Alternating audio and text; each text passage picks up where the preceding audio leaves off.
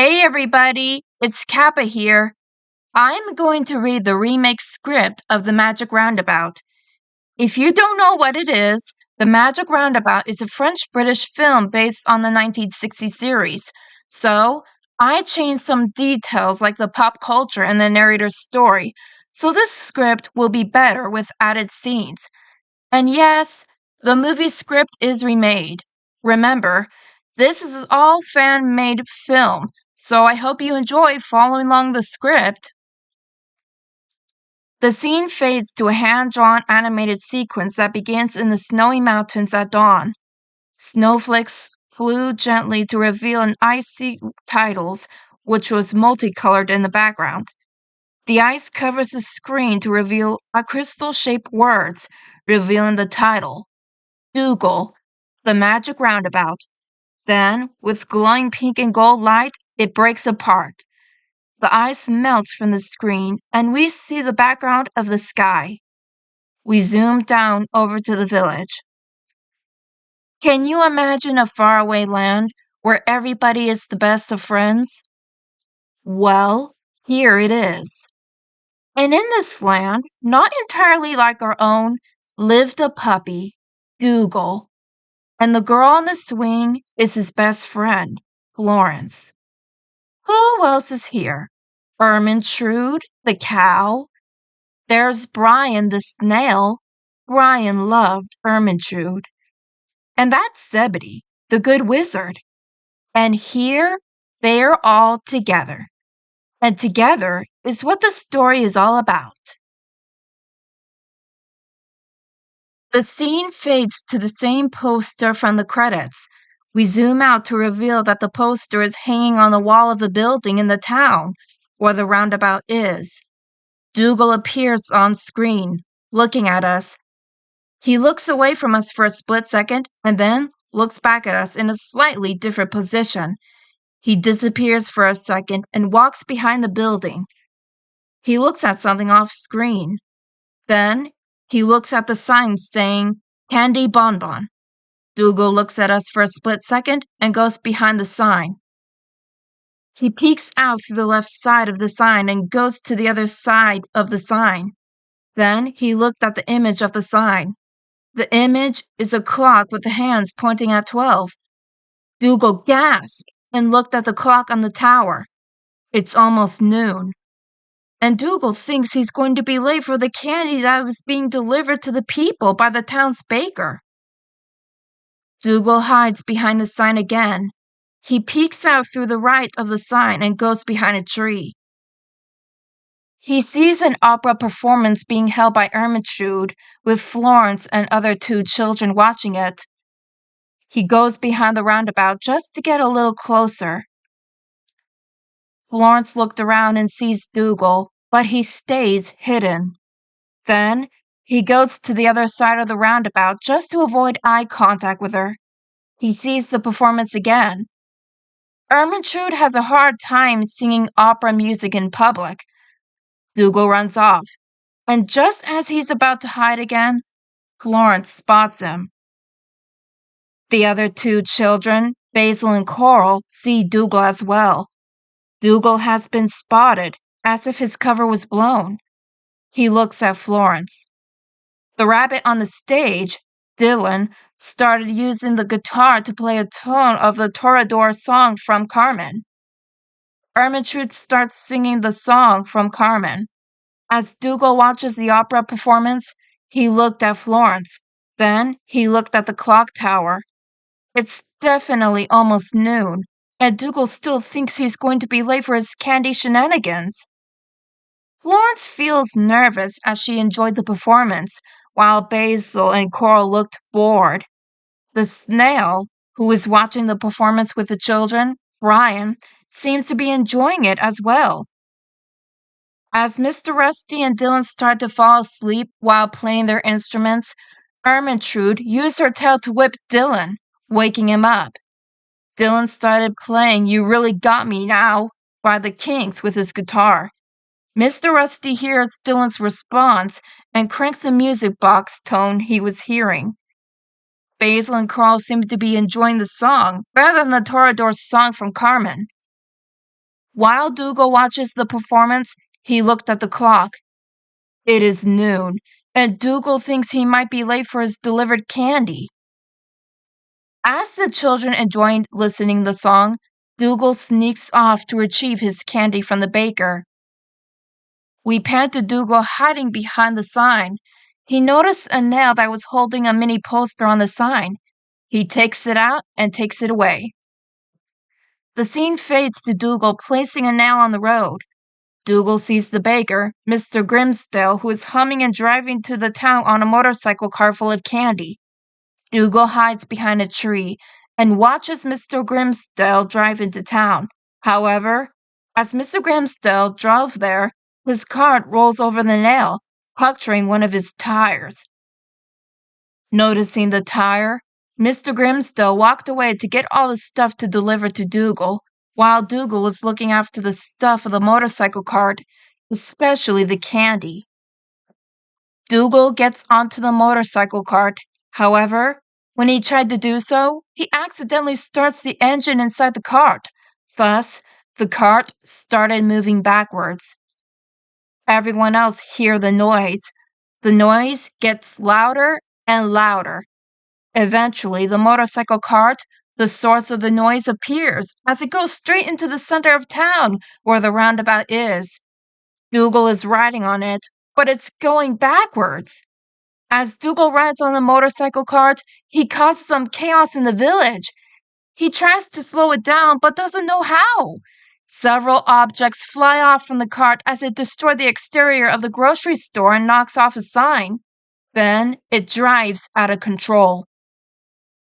Hazel and Florence ran for their lives as well. Florence ran up to the roundabout. The motorcycle cart drove toward the sign, which became a ramp. Dougal jumps off of the flying cart. Dylan catches Dougal before he hits the ground, then falls. Meanwhile, the motorcycle cart goes flying, eventually crashing into the top of the roundabout. The engine on the motorcycle cart shudders and leaks gasoline, which later causes the entire motorcycle cart to explode. The explosion damaged the top of the roundabout.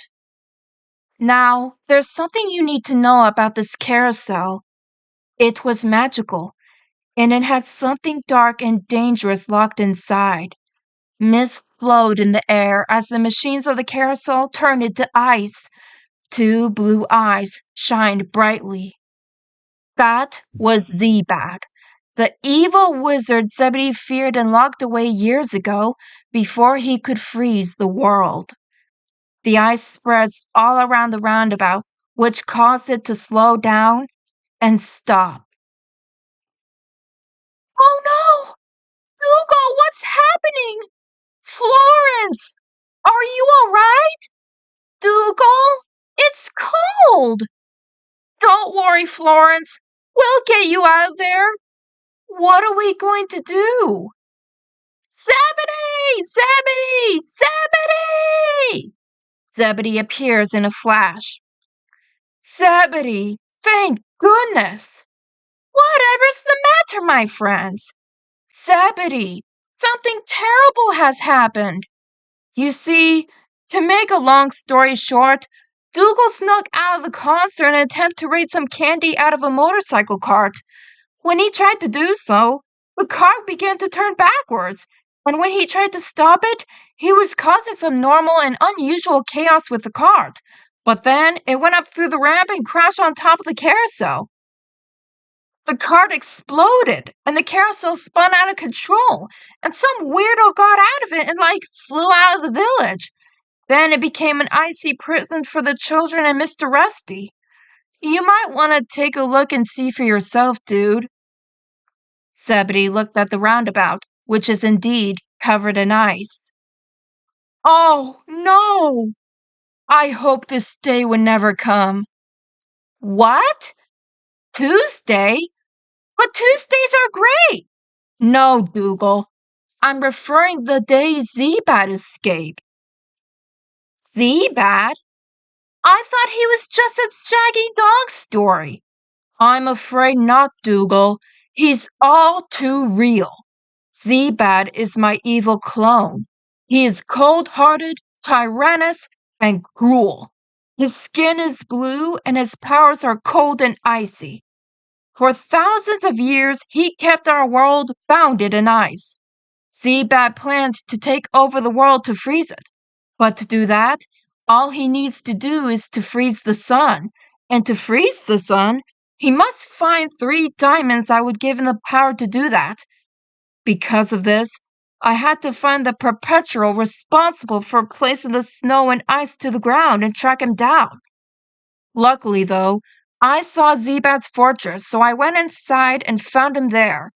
I defeated Zebat and banished him to a molten lava cave where he was imprisoned for all eternity. Oh my!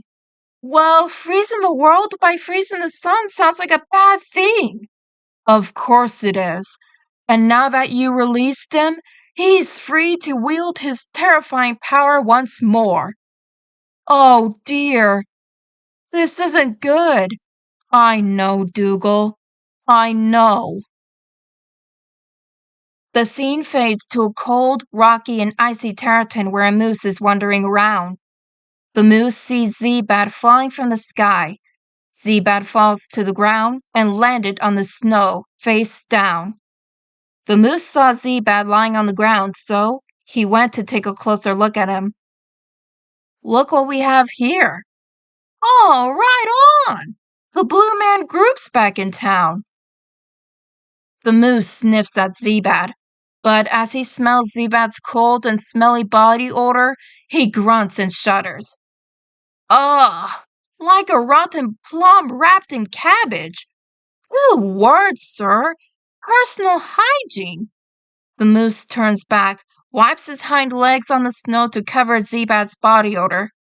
He walks away, but then stops to see and smell a flower. Don't mind if I do. The moose opened his mouth and was about to eat the flower, but before he would do so, Zebat gets up and uses his mustache to change the color of the moose's fur from brown to blue. The moose's antlers also turned as well, from light tan to blue. The moose looked at his tail, which changed color from brown to blue, just like the rest of his body. Huh? What the heck? The moose turns around to see Zebat. Hey! You're not one of the blue guys from the Blue Man Group. You're some blue evil wizard. I must save my very furry blue hide. The moose whimpered and ran away from Zebat. The scene cuts to Zebat touching his mustache with his energy surrounding it. Zebat laughs menacingly and points at the moose who is running away. Oh, free! At last! It took me 10,000 years to get out of prison, but the best things are worth waiting for. Power, revenge, and, more power. Zebat laughs for a while until he sees a healthy and green lavender flower. That's strange. Everything's cold here, but this flower isn't cold enough for my liking. Soon, it'll be nice and frozen everywhere, just like how it is before Zebedee ruined everything. Now, if I recall, where do I begin? Zebat looks around as he thinks for an evil plan that would do more harm to the world than good. But then, he sees a British Royal Guard figure from the roundabout on the ground. Eh? Zebat went to a closer look at the figure. Oh, just what I need. A henchman. Today one soldier, tomorrow the world. And then perhaps 3 more soldiers. And the day after tomorrow, a whole army of snowman henchmen. Ha ha ha ha ha ha. Oh, focus, Zebat! Focus! Zebat slams down the figure to the ground and uses powers from his mustache to bring the figure to life. The figure comes to life as a life-size wooden British Royal Guard. Hello! I've done it! A lean, mean fighting machine! Nice! You'll do fine. Loyal, brainless, And I've got to admit, I like the mustache, and you'll obey my every command. Yeah, all right. All right. Now, eyes right. Quick march. Capital idea, sir. Soldier Sam does what Zebat says as he marches around in a straight line. Soldier Sam stops marching and takes out his cane sword and does a spin cycle move. This is what I call the spin cycle. Look at that, I'm great. But then, Sam started to get bad at the spin cycle move. Oof, I'm average. Oh, I'm terrible. No!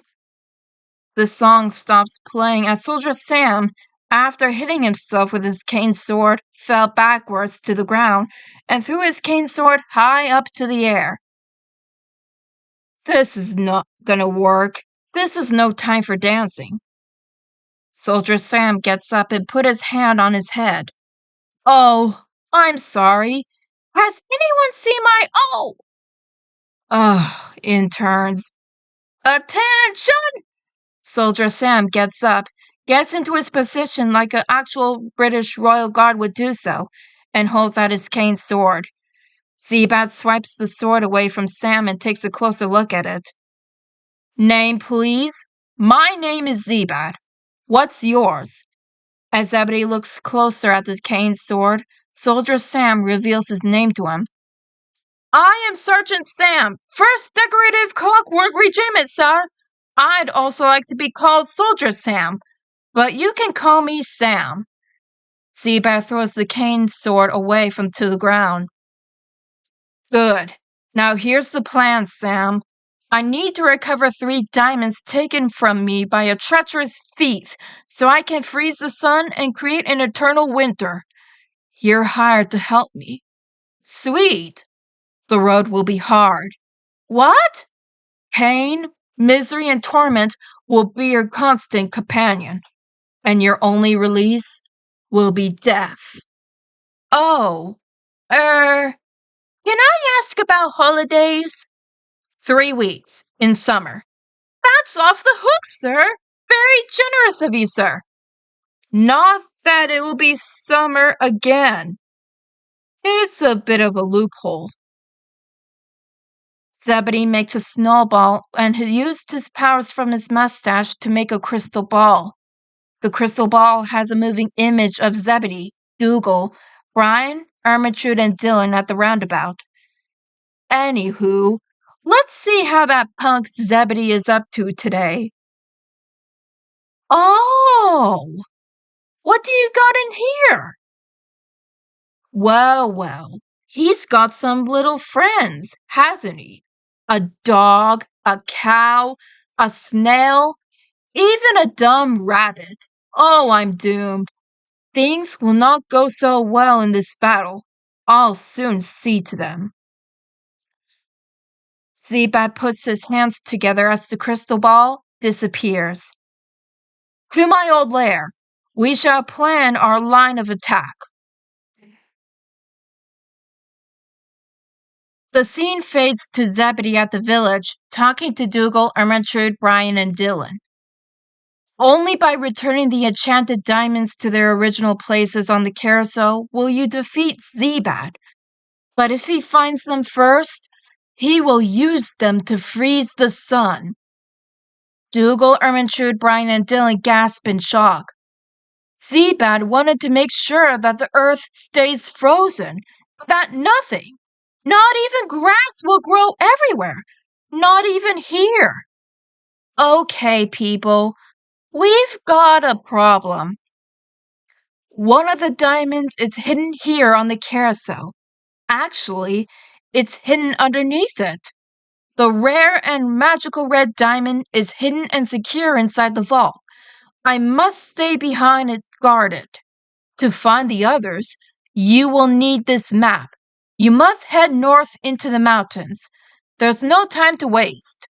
The map flies toward Dylan and landed on his hands. He fidgets with it as if it was a hot potato. Whoa, hot map! Okay, so you want us to go after the diamonds. Cool. But what are we supposed to do?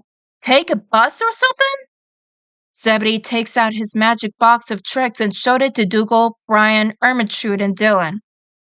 The four looked at each other in confusion. Okay, that's a box with a button on it. You're right, Dylan. This is my little magic box of tricks. It can all do sorts of things. For example, I will use this to summon a train. Watch and learn. Dougal, Ermintrude, Brian, and Dylan gasped as a red anthropomorphic train magically appeared. Did you see that? He just pressed a magic button and made a train. Now that's what I'm talking about. The scene cuts to Zebedee giving Dylan his magic box. Take good care of this little box of tricks. It may save you in your hour of need.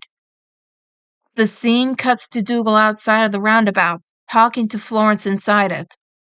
Florence, hold on. We'll find those diamonds and get you out of there. I'll be back, I promise. Don't be too long.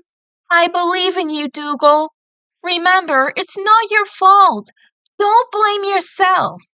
No, leave that to us. All aboard! Dougal, Ermintrude, and Dylan get on the train. Don't worry, guys. I know our friends will save us. The train rides off as Dougal, Brian, Ermintrude, and Dylan leave the village to find the diamonds. Hello, trees! Hello, birds! Hello, scary freezing mist! Oh dear, luckily they can't hear me. I wouldn't want them thinking I'm a scaredy train or anything. The scene fades to Dougal, looking back as the train drives away from the village. Oh, Florence, I'm so sorry.